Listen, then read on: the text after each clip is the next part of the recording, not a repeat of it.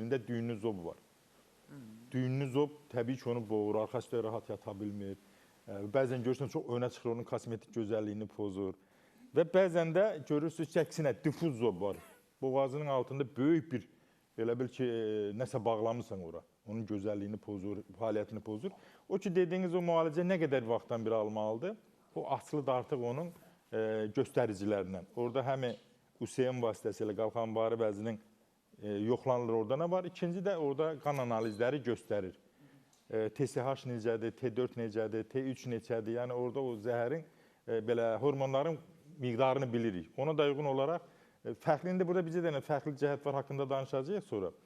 Məsələn, əməliyyat elətdin, başqa orqanlara əməliyyat elətdin, bununla bitdi, qutardı. Bunu əməliyyat elətdirdin, həyatda neçə il yaşasan, mütləq hər gün həb qəbul eləməlisən, nə qədər yaşasan.